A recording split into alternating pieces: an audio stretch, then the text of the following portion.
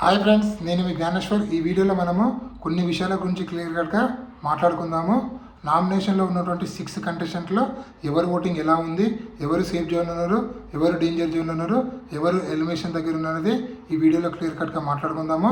అదేవిధంగా promo 1, promo 2లలో మనం చూసాం కదా, 2 గేములు జరిగాయి. ఆ 2 గేముల్లో కలిపి ఎవరికి ఎంత స్కోర్ వచ్చిందనేది ఈ వీడియోలో క్లియర్ కట్గా మాట్లాడుకుందాము. అదేవిధంగా టైటిల్ రేజ్లో ఉన్నటువంటి తనుజ గారు ఓటింగ్ బ్యాంక్ ఎలా ఉంది, అదేవిధంగా ఇమాన్యుయల్ ఓటింగ్ ఎలా ఉంది అనేది కూడా ఈ వీడియోలో మనము క్లియర్ కట్గా మాట్లాడుకుందాము. అదేవిధంగా తనుజ గారు అదేవిధంగా సంజన గారు వీళ్ళిద్దరు పెద్ద ఫైట్ జరగబోతుంది. ఈ ఫైట్లో ఎవరిది తప్పు ఎవరిది అనేది కూడా ఈ వీడియోలో క్లియర్ కట్గా మాట్లాడుకుందాము. అదేవిధంగా Kalyan Padala back to back 2 వారాల్లో నామినేషన్లు లేకపోవడము, అదేవిధంగా తనకి ఇమ్యూనిటీ రావడం వల్ల తనకి ఏదైనా ఓటు బ్యాంకు పెద్ద మైనస్ కాబోతుందా అనేది కూడా దాని గురించి కూడా క్లియర్ కట్గా మాట్లాడుకుందాము. అదేవిధంగా బిగ్ బాస్ హౌస్లోకి ఆడియన్స్ వెళ్ళారో, ఆడియన్స్ వెళ్ళి ఓట్ అప్పీల్ ఛాన్స్ ఎవరికి ఇచ్చారనేది కూడా ఈ వీడియోలో మనము క్లియర్ కట్గా మాట్లాడుకుందాము. నేను చెప్పబోయే ప్రతి అంశం పైన మీకు ఫుల్ క్లారిటీ కావాలంటే దయచేసి నా 5 మినిట్స్ వీడియో చివరి వరకు చూడండి. మీకైతే ఫుల్ క్లారిటీ అయితే రావడం అయితే జరుగుతుంది. అదేవిధంగా నాకు ఒక ఇన్స్టాగ్రామ్ ఐడి ఉంది. ఆ ఇన్స్టా ఐడి పేరు జ్ఞానేశ్వర్ బీబీ రివ్యూస్ ఉంటుంది. మీరు ఇన్స్టాగ్రామ్ని ఫాలో అవడం వల్ల బిగ్ బాస్ 9 సంబంధించిన ప్రతి ఒక్క అప్డేటు ఎపిసోడ్ కన్నా ముందే మీకు తెలవాలంటే దయచేసి నా ఇన్స్టా ఐడిని ఫాలో అవ్వండి. 100% మీకు జెన్యూన్ అప్డేట్స్ అయితే రావడం అయితే జరుగుతుంది. సో అసలైన మ్యాటర్కి వెళ్ళిపోదాము. ఫస్ట్ నామినేషన్లో ఉన్న 6 కంటెస్టెంట్ల ఓటింగ్ ఆర్డర్ ఒకసారి పరిశీలిస్తే ఇక్కడ తనుజ గారి ఓటింగ్ అనేది టాప్లో కొనసాగుతుంది.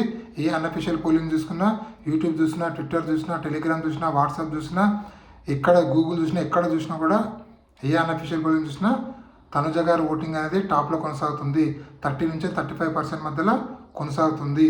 సో నెక్స్ట్ 35% తనుజ గారు, నెక్స్ట్ సంజన గారి ఓటింగ్ అనేది 17%లో, అదేవిధంగా డెమాన్ పాన్ ఓటింగ్ అనేది 14%లో, అదేవిధంగా ఇమాన్యుయల్ ఓటింగ్ అనేది 13%లో, మన బర్ని గారి ఓటింగ్ అనేది 10%లో, సుమన్ శెట్టి ఓటింగ్ అనేది 9%లో అయితే కొనసాగుతుంది.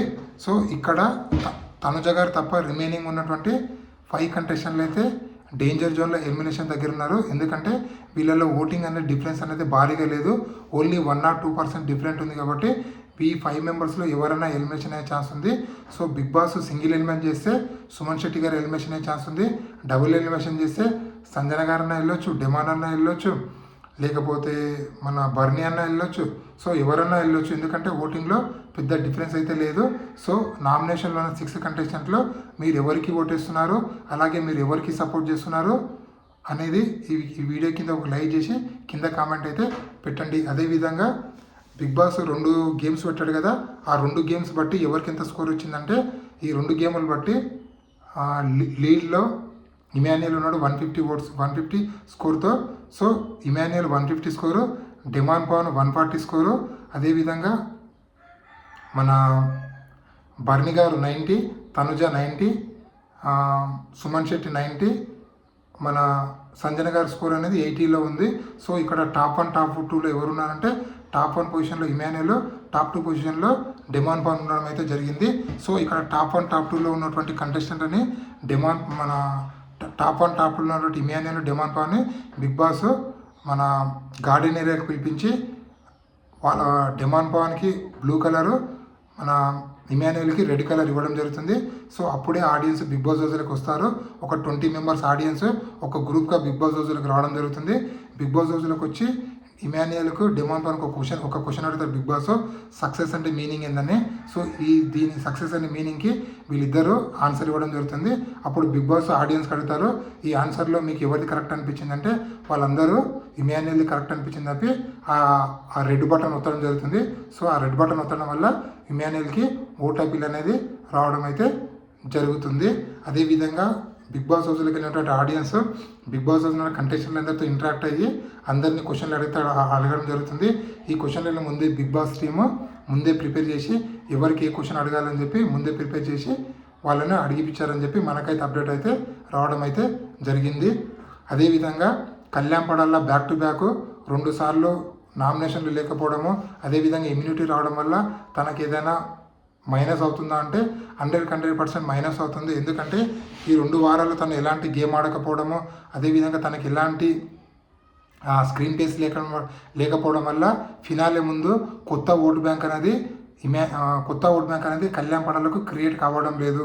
కానీ అక్కడ విన్నర్ రేజ్లో ఉన్నటువంటి తనుజ గారికి గత 2 వారాల నుంచి నామినేషన్ ఉండడం వల్ల తనకంటూ కొత్త ఓటు బ్యాంక్ అనేది క్రియేట్ అయితే చేసుకుంది. ఎందుకంటే మొన్న వీకెండ్లో తనను టార్గెట్ చేయడం వల్ల తనకంటూ కొత్త ఓట్ బ్యాంక్ అనేది పెరిగింది. కానీ ఇక్కడ తనకంటూ కొత్త ఓటు బ్యాంక్ పెంచుకునే ఛాన్స్ కళ్యాణ్ పడాలకు లేకపోవడం వల్ల తన ఓటు బ్యాంక్ అనేది పెద్ద మైనస్ అవ్వబోతుందని చెప్పి నాకైతే అనిపిస్తుంది. మీకు కూడా అదే విధంగా అనిపిస్తే వీడియోకి ఒక లైక్ చేసి కామెంట్ చేసి సబ్స్క్రైబ్ చేసుకోండి. ఇలాంటి కొత్త వీడియోలు ఎప్పుడప్పుడు అందిస్తున్నాను. ప్లీజ్ మన ఛానల్ని లైక్ చేయండి, షేర్ చేయండి, సబ్స్క్రైబ్ చేసుకోండి. అదేవిధంగా బిగ్ బాస్ 9 టైటిల్ విన్నరు కళ్యాణ్ పడాలా అవుతాడా, లేకపోతే ఇమాన్యుల్ అవుతాడా, లేకపోతే తనుజ అవుతుందా, వీళ్ళు ముగ్గురిలో మీ ఓటు ఎవరికి వేస్తున్నారు, ఎవరు గెలవాలనుకుంటున్నారు అనేది ఈ వీడియోకు ఒక లైక్ చేసి కామెంట్ అయితే పెట్టండి. సో నేను మీ జ్ఞానేశ్వర్ ఉంటా మరి.